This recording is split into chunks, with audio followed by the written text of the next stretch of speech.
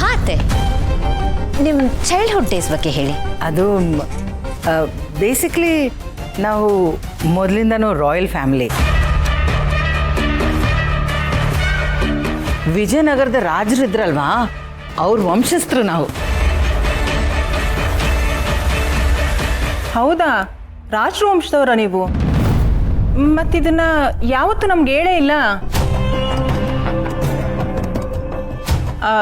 In fact ನನ್ನ friend ಇದ್ದಾಳೆ, ಅವಳು ಕೂಡ ರಾಜವಂಶಕ್ಕೆ ಸೇರಿದವಳಂತೆ. ನಿಮ್ದು ಯಾವ ಊರು? ಅವಳು ನಿಮ್ಮ ಫ್ಯಾಮಿಲಿಗೆ ಪರಿಚಯ ಇರ್ತಾಳೆ ಅನ್ಸುತ್ತೆ. ಇರ್ಬೋದು. ಅದನ್ನು ನಾನು ಎಕ್ಸ್ಪ್ಲೈನ್ ಮಾಡ್ತೀನಿ. ನೋಡಿ, ವಿಜಯನಗರದಲ್ಲಿ ಅರಸರಷ್ಟೇ ಇರಲಿಲ್ಲ, ಜೊತೆಗೆ ಸಾಮಂತ ರಾಜರು ಇದ್ರು. ನಾವು ಆ ಲಿಸ್ಟಿಗೆ ಸೇರ್ತೀವಿ. ಬಟ್ ಅವ್ರಿಗೆ ಯಾರು, ಯಾವ ಪ್ರದೇಶ ಅನ್ನೋದು ಸರಿಯಾಗಿ ನೆನಪಿಲ್ಲ. ಆದರೆ ನಾವು ರಾಯಲ್ ಫ್ಯಾಮಿಲಿ ಅಂತೂ ಖಂಡಿತ ಸತ್ಯ. ಈ ಘನತೆ, ಗಾಂಭೀರ್ಯ ಇದೆಲ್ಲವೂ ಕೂಡ ನಮ್ಮ ಬ್ಲಡ್ಡಲ್ಲೇ ಬಂದುಬಿಟ್ಟಿದೆ ಅಲ್ವಾ ಸಿಸ್ಟರ್? ಹೌದು, ನಮ್ಮದು ಸಾಮಂತ ರಾಜರ ವಂಶ. ಅದ್ರ ಬಗ್ಗೆ ಡೀಪಾಗಿ ನನಗೇನು ಗೊತ್ತಿಲ್ಲ, ತಿಳ್ಕೊಳ್ಳೋ ಪ್ರಯತ್ನನೂ ನಾನು ಮಾಡಿಲ್ಲ.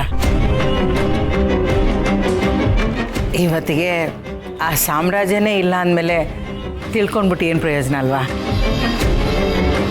ನನಗೆ ತುಂಬ ಚಿಕ್ಕ ವಯಸ್ಸಿರ್ಬೇಕಾದ್ರೇ ಈ ಕಡೆ ನಾವು ಶಿಫ್ಟ್ ಆಗಿಬಿಟ್ವಿ. ನಮ್ಮ ತಂದೆ ತಾಯಿ ಚಿಕ್ಕ ವಯಸ್ಸೆಲ್ಲ ತೀರೋದ್ರು. ಅಷ್ಟು ಮಾತ್ರ ನೆನಪಿದೆ ನನಗೆ. ಅದನ್ನು ಬಿಟ್ಟರೆ ಬೇರೆ ಏನೂ ನೆನಪಿಲ್ಲ. ನನ್ನ ಬಗ್ಗೆ ಇಷ್ಟು ಸಾಕು ಅನಿಸುತ್ತೆ. 1 ಮಿನಿಟ್ ಆಯ್ತಲ್ವಾ? ಅಯ್ಯೋ, ಇವ್ರ ಮಾತು ಕೇಳ್ತಾ ಟೈಮ್ ಹೋಗಿದ್ದೆ ಗೊತ್ತಾಗಲಿಲ್ಲ. 3 ಮಿನಿಟ್ಸ್ ಆಗೋಗಿದೆ.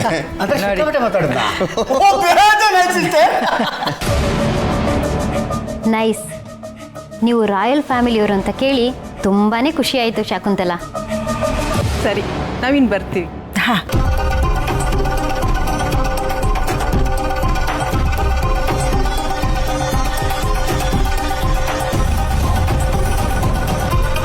ಪಂಕಜ ಹೆಸರು ಕೇಳಿ ಅತ್ತೆ ರಿಯಾಕ್ಟೇ ಮಾಡಿಲ್ವಲ್ಲ. ಛೇ, ಪ್ಲ್ಯಾನ್ ಎಲ್ಲ ವೇಸ್ಟ್ ಆಗೋಯ್ತು. ಈಗ ಸತ್ಯ ಏನು ಅಂತ ಹೇಗೆ ತಿಳ್ಕೊಳ್ಳೋದು? ಬಾಯ್. Thank you. ಬಾಯ್.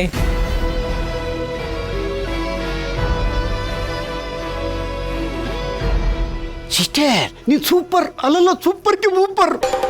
ಭೂಮಿಕಾ ದಿಢೀರ್ ಅಂತ ಕೇಳಿದಾಗ ಎಲ್ಲಿ ಕಾನಾಕ ದುರ್ಗ ಅಂತ ಹೇಳ್ಬಿಡ್ತೆ ಅಂತ ಗಾಬರಿ ಆಗ್ಬಿಟ್ಟಿದ್ದೆ. ಆದರೆ ನೀನು ನೀಟಾಗಿ ಹ್ಯಾಂಡಲ್ ಮಾಡಿದೆ. ಇನ್ನೇನ ಮಾಡೋದು? ನಮ್ಮ ಬುಡಕ್ಕೆ ಬಂದರೆ ಏನಾದರೂ ಒಂದು ಮಾಡಲೇಬೇಕಲ್ವ? ಆದರೆ ನೀನು ಹುಷಾರಾಗಿರು. ನಿನ್ನನ್ನು ನಂಬೋದಕ್ಕಾಗಲ್ಲ. ಎಣ್ಣೆ ಏಟಲ್ಲಿ ಊರು ತುಂಬ ಹೇಳ್ಕೊಂಡು ಬಂದ್ಬಿಡ್ತೀಯಾ? ಅಯ್ಯೋ, ಇದನ್ನು ಯಾರಾದರೂ ಬಾಯ್ ಬಿಡ್ತಾರ? ನಾವು 10 ರೂಪಾಯಿ ಬಿಡಲ್ಲ ಸಿಸ್ಟರ್. ಯಾಕೆಂದ್ರೆ ಇದು ನಮ್ಮ ಸಾವು ಬದುಕಿನ ಪ್ರಶ್ನೆ. ಡೋಂಟ್ ವರಿ, ಈ ಚಿದಂಬರ ರಹಸ್ಯ ನಮ್ಮಲ್ಲೇ ಇರುತ್ತೆ.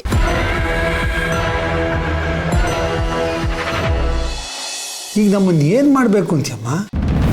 ಹೀಗೆ ಹೇಳಿದ್ರೆ ಹೇಗಪ್ಪ? ನಾವೆಲ್ಲ ಸೇರ್ಕೊಂಡು ಏನಾದರೂ ಮಾಡಲೇಬೇಕಲ್ವಾ?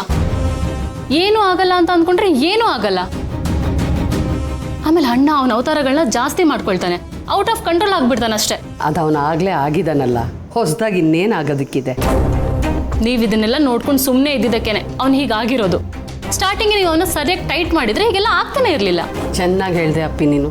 ಡೈಲಿ ಟೈಟಾಗಿ ಬರೋನ್ಗೆ ಏನು ಟೈಟ್ ಮಾಡೋಕ್ಕಾಗತ್ತೆ? ನೋಡು ಅಪ್ಪಿ, ನಾವು ಮಾಡೋ ಪ್ರಯತ್ನ ಎಲ್ಲ ಮಾಡಾಯ್ತು.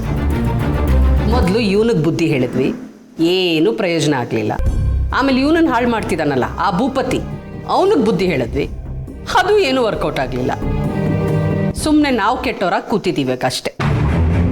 ಹೌದಮ್ಮ, ನಾವು ಎಲ್ಲ ಥರ ಟ್ರೈ ಮಾಡೋದನ್ನು ಮಾಡಿಬಿಟ್ವಿ. ಈಗ ಏನಿದ್ರು ಅವನಿಗೆ ಅನ್ನಿಸ್ಬೇಕಷ್ಟೆ. ಅವನಿಗೆ ಬದಲಾಗಬೇಕು ಅಂತ ಅನ್ನಿಸ್ಬೇಕು. ತಾನು ಮಾಡ್ತಾರೋ ತಪ್ಪು ಅಂತ ಅವನಿಗೆ ಅನ್ನಿಸ್ಬೇಕು. ಎಲ್ಲ ಸಹವಾಸ ದೋಷ. ಅಲ್ಲ ಅಪ್ಪ, ತನ್ನ ಜೊತೆಗಿರೋರು ಹೇಗಾದರೂ ಇರಲಿ, ತನಗೆ ಹೇಗಿರ್ಬೇಕು ಅಂತ ಗೊತ್ತಾಗಲ್ವಾ ಅವನಿಗೆ?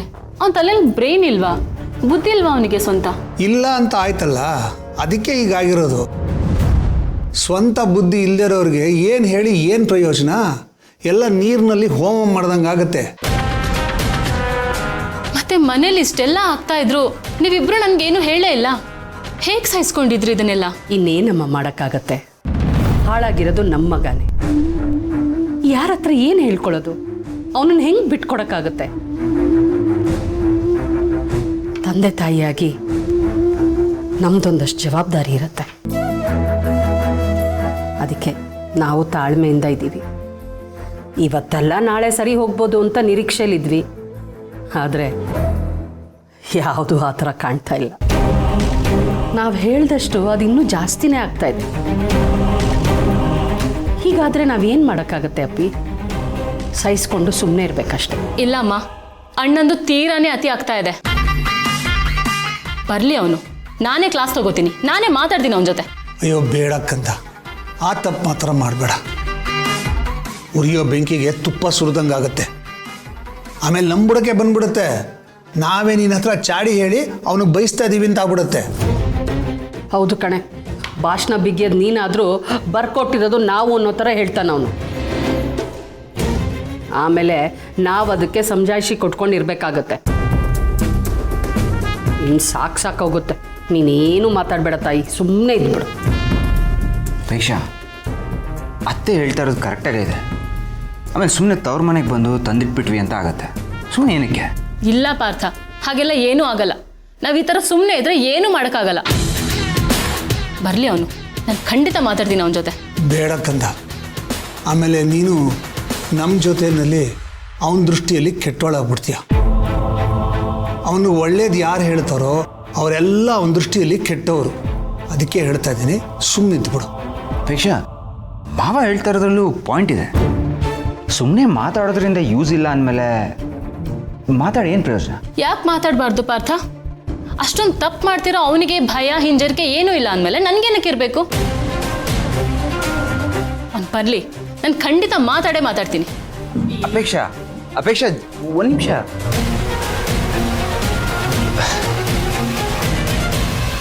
ಅತ್ತೆ, ಮಾವ ಅವಳು ಹೇಳಿದ ಬಗ್ಗೆ ಬೇಜಾರು ಮಾಡ್ಕೋಬೇಡಿ. ಅವಳ ಪರವಾಗಿ ನಾನು ಸಾರಿ ಕೇಳ್ತೀನಿ. ಹೋಗ್ಲಿ ಬಿಡಿ ಅಳಿ ಅಂದರೆ, ಅವಳು ಹಾಗೇನೆ. ಅವಳು ಒಂಥರ ಈ ಬಂದೂಕಿಂದ ಹೊರಗೆ ಬರೋ ಗುಂಡಿನ ಥರ. ಏನು ಮಾಡಿದ್ರು ತಡೆಯೋಕ್ಕಾಗಲ್ಲ. ಗುರಿ ಮುಟ್ಟಿದ ಮೇಲೆ ತಣ್ಣಗಾಗೋದು. ಕರೆಕ್ಟಾಗಿ ಹೇಳಿದ್ರಿ ಮಾವ. ಎಷ್ಟೇ ಆದರೂ ಮಗಳಲ್ವಾ, ಚೆನ್ನಾಗಿ ಅರ್ಥ ಮಾಡ್ಕೊಂಡಿದ್ದೀರ. ಬಟ್ ಆದರೂ ಮೋಸ್ಟ್ ಆಫ್ ದ ಟೈಮ್ ಈ ಗುಂಡಿಗೆ ಬಲಿಯಾಗೋದು ಈ ಗಂಡ ಅನ್ನೋ ಪ್ರಾಣಿನೇ. ಅಳಿ ಅಂದರೆ ನಿಮ್ಮ ಕಷ್ಟ ನಂಗೆ ಅರ್ಥ ಆಗುತ್ತೆ. ನಾನು ಕಳೆದ 30-35 ವರ್ಷದಿಂದ ಇದೇ ಥರ ಗುಂಡಿಗೆ ಟಾರ್ಗೆಟ್ ಆಗಿ ಬಂದಿದ್ದೀನಿ. ಆದರೆ ಇವಳು ಮಾಮೂಲಿ ಗನ್ನಲ್ಲಪ್ಪ, ಮೆಷಿನ್ ಗನ್ನು. ಒಂದೊಂದು ಸಲಿಗೆ 100 ಬುಲೆಟ್ಗಳು, ಗುಂಡುಗಳು ಒಟ್ಟಿಗೆ ಬಂದ್ಬಿಡುತ್ತೆ. ಹಳೇದು ಬಾಕಿ ಇರುತ್ತಲ್ಲ, ಆ ಗುಂಡೆಲ್ಲ ಸೇರಿಸಿ ಒಟ್ಟಿಗೆ ಫೈರ್ ಮಾಡಿಬಿಡ್ತಾಳೆ. ಅಯ್ಯೋ, ಒಂದು ವೇಸ್ಟ್ ಮಾಡಲ್ಲ. ಬೇಡ ರೀ, ಈ ಸಲ ಚಾಕು ಇದೆ ಕೈಯಲ್ಲಿ, ಹುಷಾರ್. ಆಯ್ತು.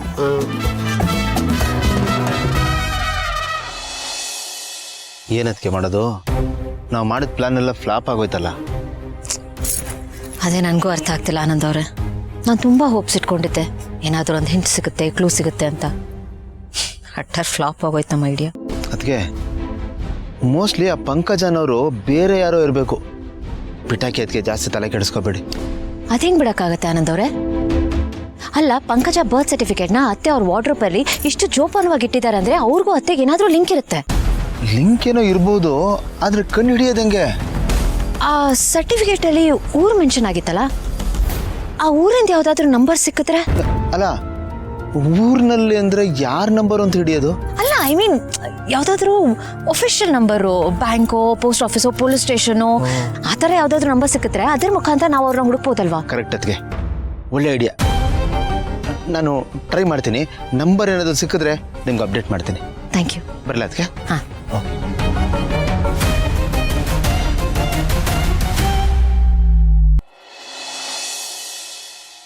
ಅದಕ್ಕೆ ನನಗೆ ಆ ಊರಿನ ಗ್ರಾಮ ಪಂಚಾಯತಿ ಆಫೀಸ್ ನಂಬರ್ ಸಿಕ್ಕಿದೆ. ಅದಕ್ಕೆ ಓ, ಕೊಡಿ. ಗ್ರಾಮ ಪಂಚಾಯತಿ ಆಫೀಸ್ ನಂಬರ್ ಅಂದರೆ ಅಲ್ಲಿ ಲೋಕಲ್ನವರೇ ಇರ್ತಾರೆ. ಅವರು ಖಂಡಿತ ಇವ್ರ ಬಗ್ಗೆ ಗೊತ್ತಿರುತ್ತೆ.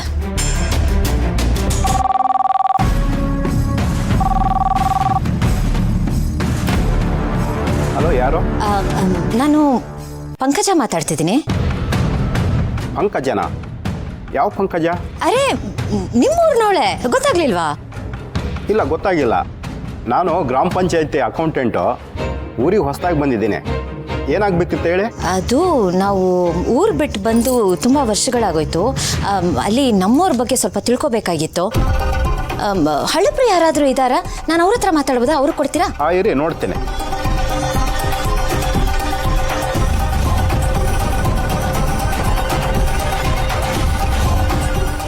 ಇಲ್ಲಿ ಯಾರೂ ಇಲ್ಲ. ನಾನು ಊರೊಳಗಡೆ ಹೋಗಿ ಮಾತಾಡಿ ವಿಚಾರಿಸ್ತೇನೆ. ನಿಮ್ಮ ನಂಬರ್ ಕೊಡಿ, ನಾನೇ ನಿಮ್ಗೆ ಕಾಲ್ ಮಾಡ್ತೇನೆ. ಹಾಂ, ಪ್ಲೀಸ್ ಬರ್ಕೊಳ್ಳಿ. ಹೇಳಿ.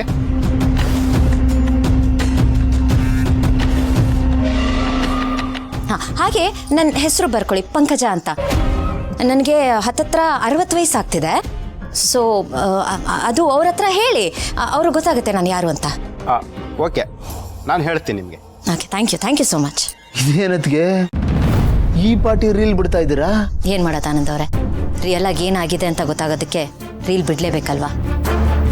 ಹೆಸರು ವಯಸ್ಸು ಎಲ್ಲ ಹೇಳಿದ್ರೆ ಅಲ್ಲಿ ಹಳಬ್ರು ಯಾರಿಗಾದ್ರೂ ಗೊತ್ತಿರುತ್ತೆ, ಅವ್ರು ನಮಗೆ ಕಾಂಟ್ಯಾಕ್ಟ್ ಮಾಡ್ತಾರೆ. ಚಿಕ್ಕೂರಲ್ಲಿ ಗಾಳ ಹಾಕೋದು ತುಂಬ ಸುಲಭ. ಕರೆಕ್ಟ್. ಅದಕ್ಕೆ ಆದರೆ ನೀವು ನಿಮ್ಮ ಮೊಬೈಲ್ ನಂಬರ್ನೇ ಕೊಡ್ಬೋದಾಗಿತ್ತಲ್ವಾ? ಲ್ಯಾಂಡ್ಲೈನ್ ನಂಬರ್ ಯಾಕೆ ಕೊಟ್ರಿ? ಪಂಕಜ ಅವ್ರಿಗೆ ಶಾಕುಂತಲಾ ಅತ್ತೆ ಗೊತ್ತಿದ್ರೆ, ನಾವು ಪಂಕಜ ಅವ್ರನ್ನ ಹುಡುಕ್ತಿದ್ದೀವಿ ಅಂತ ಶಾಕುಂತಲಾ ಅತ್ತೆ ಗೊತ್ತಾಗುತ್ತೆ. ಅವಾಗ ನಾವು ಸಿಕ್ಕಾಕೋತೀವಿ. ಅದಕ್ಕೆ ನಾನು ಲ್ಯಾಂಡ್ಲೈನ್ ನಂಬರ್ ಕೊಟ್ಟೆ. ಸೂಪರ್, ಅದಕ್ಕೆ ಒಳ್ಳೆ ಐಡಿಯಾನೇ ಮಾಡಿದ್ದೀರಾ. ಸುಮ್ಮನೆ ಒಂದು ಗಾಳ ಹಾಕಿದ್ದೀನಿ, ನೋಡೋಣ. ನಮ್ಮ ಅದೃಷ್ಟ ಚೆನ್ನಾಗಿದ್ದರೆ ಯಾರಾದರೂ ನಮ್ಮನ್ನು ಕಾಂಟ್ಯಾಕ್ಟ್ ಮಾಡೇ ಮಾಡ್ತಾರೆ. ಏನಾದರೂ ಒಂದು ಕ್ಲೂ ಸಿಗುತ್ತೆ. Something is better than nothing. ಸುಮ್ಮನೆ ಕೂರೋದಕ್ಕಿಂತ ಏನಾದರೂ ಒಂದು ಮಾಡೋದು ಒಳ್ಳೇದಲ್ವಾ?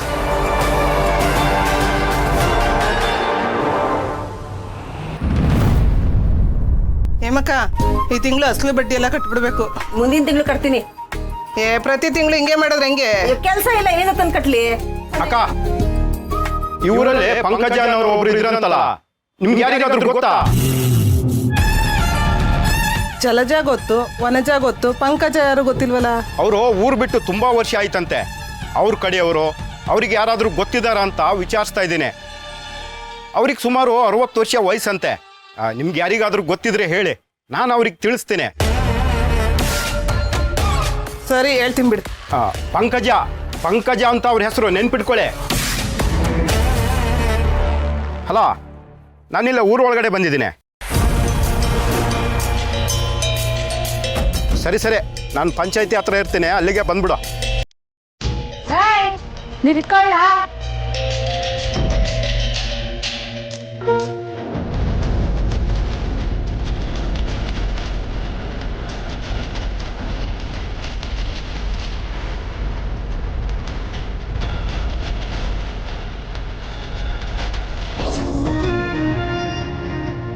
ಏನಮ್ಮ? ನೀವು ಪಂಕಜ ಅಂದಲ್ಲ, ಅವಳು ನಮ್ಗೆ ಗೊತ್ತು. ಅವ್ರು ಗೊತ್ತಾ? ಹ್ಞೂ. ಅಬ್ಬಾ, ದೇವ್ರು ಬಂದಂಗೆ ಬಂದೆ ನೋಡು. ಅವ್ರಿಗೆ ಫೋನ್ ಮಾಡಿಕೊಡ್ತೀನಿ, ಮಾತಾಡು. ಅದೆಲ್ಲ ಏನು ಬೇಡ. ನಂತ ಒಂದಿಟ್ಟಾಗ್ಲ ಫೋನ್ ಮಾಡಿಕೊಂಡಿವ್ನಿ, ನಾನೇ ಮಾಡ್ಕೊತೀನಿ. ನಂಬರ್ ತತ್ತಾ ಇಲ್ಲಿ. ಹೌದಾ? ಇರು. ತಗೋ, ಫೋನ್ ನಂಬರ್ ಬರ್ದವನೇ, ಫೋನ್ ಮಾಡು. ನಂಬರು ಸರಿಯಾಗಿದ್ದದ? ಸರಿಯಾಗಿದೆ, ಮಾತಾಡು. ಸರಿ, ಹೋಗು ನೀನು. ಆಯ್ತಾಯ್ತು.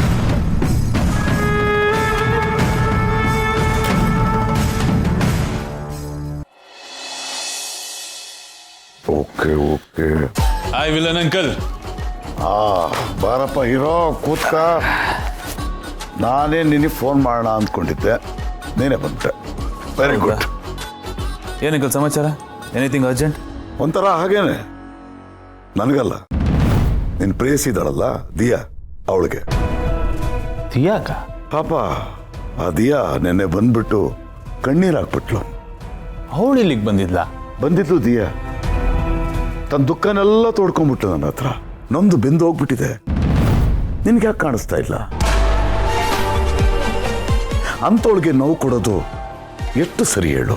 ಅಂಕಲ್, ಈಗ ನಾನು ಏನು ಮಾಡಿದೆ ಅಂತ ಈಗ ಹೇಳ್ತಾ ಇದ್ದೀರಾ? ಇದ್ರಲ್ಲಿ ನನ್ನ ಮಿಸ್ಟೇಕ್ ಏನಿದೆ? ನಿನ್ನ ಮಿಸ್ಟೇಕ್ ಏನು ಅಂತ ನಿನಗೆ ಅರ್ಥ ಆಗ್ತಿಲ್ಲಲ್ಲ, ಅದೇ ನಿನ್ನ ಮಿಸ್ಟೇಕ್.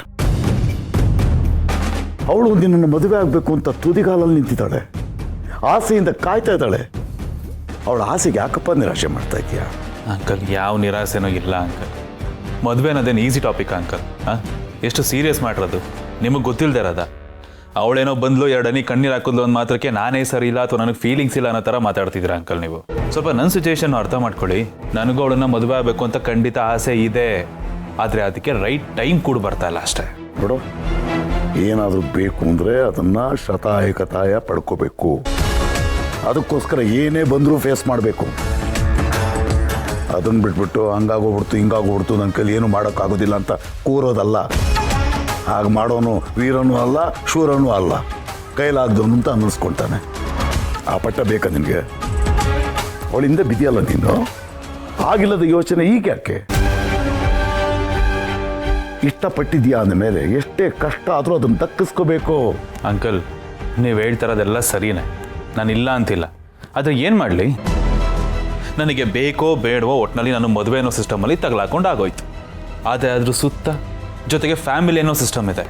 ಅದರಿಂದ ಹೇಗೆ ಬಿಡಿಸ್ಕೊಳ್ಳಿ ನಾನು? ಎಲ್ಲರನ್ನು ಧಿಕ್ಕರಿಸಾದ್ರೂ ಸರಿ, ನೀನು ದಿಯಾನ ಕೈ ಹಿಡಿಬೇಕು.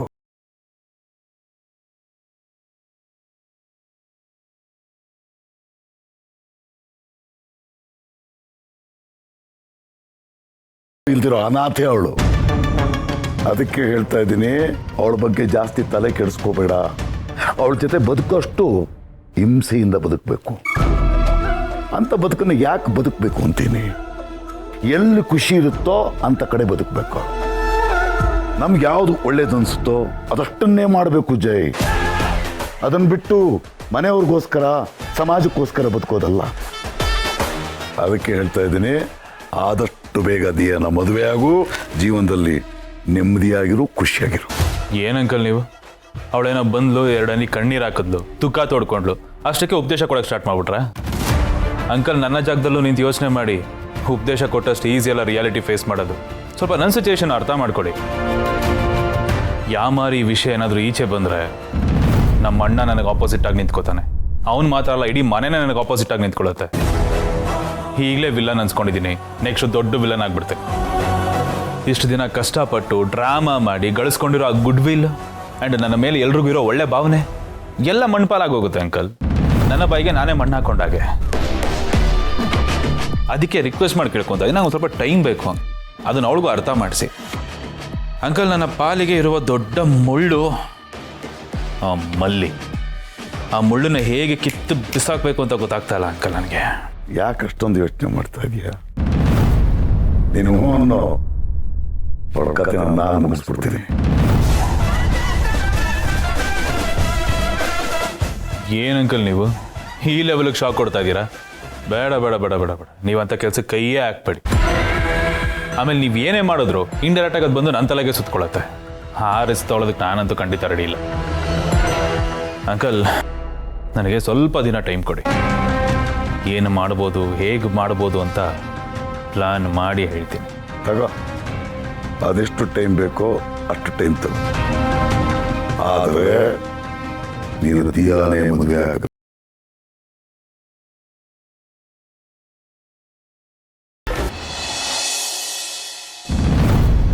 ಎಷ್ಟು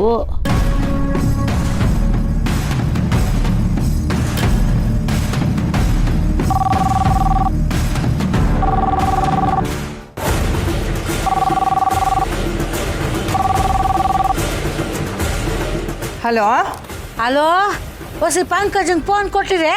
ಪಂಕಜನ? ಯಾವ ಪಂಕಜ? ನೀವ್ಯಾರು ಮಾತಾಡ್ತಾ ಇರೋದು? ಇಲ್ಲಿ ಪಂಕಜ ಅನ್ನೋರು ಯಾರೂ ಇಲ್ಲ. ನೀವು ಬೇರೆ ನಂಬರ್ಗೆ ಕಾಲ್ ಮಾಡ್ತಾ ಇದ್ದೀರಾ? ನಂಬರ್ ಸರಿಯಾಗಿ ಅದೇ. ಇಲ್ಲಮ್ಮ, ನೀವು ರಾಂಗ್ ನಂಬರ್ಗೆ ಫೋನ್ ಮಾಡಿದ್ದೀರಾ. ಕಟ್ ಮಾಡಿ.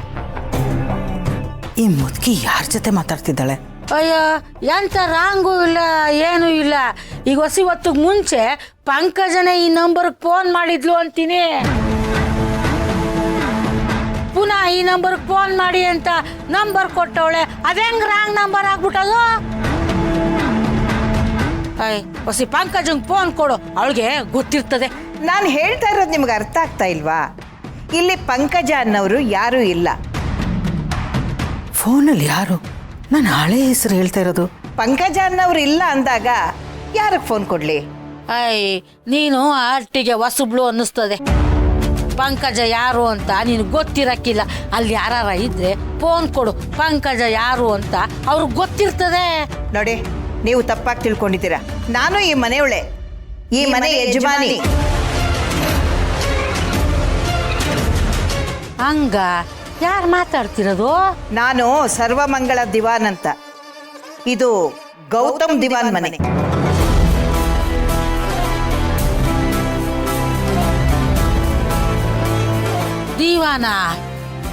ದೀವಾನ ನೀವು?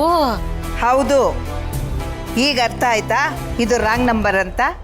ಇಡು ಫೋನು. ಅಂದ್ರೆ ಈ ಪಂಕಜ ಅಲ್ಲೋಗಿ ಭದ್ರವಾಗಿ ಜಾಂಡ ಊರವಳೆ ಅಂತ ಆಯ್ತು. ದಿಟ್ವೆಯ ಮತ್ತೆ ಫೋನ್ ಮಾಡುವಾಗ ನಂಬರ್ ಸರಿಯಾಗಿ ನೋಡ್ಕೊಂಡು ತಾನೇ ಫೋನ್ ಮಾಡಬೇಕು. ಏನಾಯ್ತಜ್ಜಿ? ಯಾರ ಫೋನ್ ಮಾಡಿದ್ರಮ್ಮ ಪಂಕಜ ಅನ್ನೋರು ಬೇಕಂತೆ. ಇಲ್ಲಿ ಪಂಕಜ ಅಂತ ಯಾರು ಇಲ್ಲ ಅಂತ ಹೇಳ್ತಿದ್ದೀನಿ, ಆದ್ರೂ ನಾನು ಕೇಳ್ತಾನೇ ಇಲ್ಲ. ಯಾರಿಗೆ ಹೇಗೆ ಮಾತಾಡ್ಬೇಕನ್ನೋದು ಗೊತ್ತಾಗಲ್ಲ ನೋಡು. ಏಕವಚನದಲ್ಲಿ ಮಾತಾಡ್ತಾಳೆ. ಅಲ್ಲ, ನಮ್ಮ ಮನೆಯಲ್ಲಿ ಕೆಲಸ ಮಾಡೋರು ಯಾರಾದರೂ ಪಂಕಜ ಅಂತ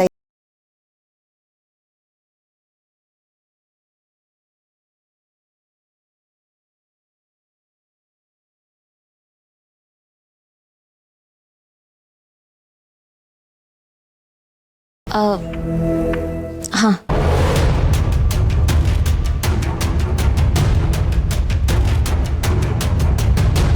ಪಂಕಜ ಅಂತ ಕೇಳ್ಕೊಂಡು ಯಾರು ಫೋನ್ ಮಾಡಿರ್ಬೋದು? ಅವರಿಗೆ ನಮ್ಮನೆ ನಂಬರ್ ಹೇಗೆ ಸಿಕ್ತು? ಅವ್ರು ಮತ್ತೆ ಕಾಲ್ ಮಾಡಿದ್ರು ಮಾಡ್ಬೋದು. ನಾನೇ ರಿಸೀವ್ ಮಾಡಬೇಕು.